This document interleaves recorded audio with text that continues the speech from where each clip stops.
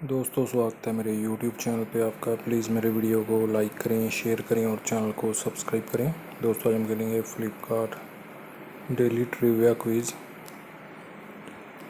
दोस्तों वीडियो को लाइक ज़रूर करें। पहले का आंसर दोस्तों ये तीसरे वाला है, मयंक अग्रवाल। दूसरे का आंसर दोस्तों गोल्फ है। तीसरे का आंसर दोस्तों ये पहले वाला है, रविचंद्रन अश्विन। चार नंबर का आंसर दोस्तों साउथ अफ्रीका है।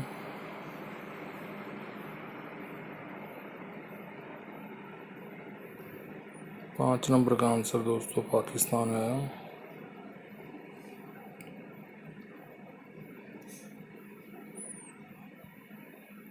दोस्तों वीडियो को लाइक करें, शेयर करें और चैनल को सब्सक्राइब करें। Thanks for watching.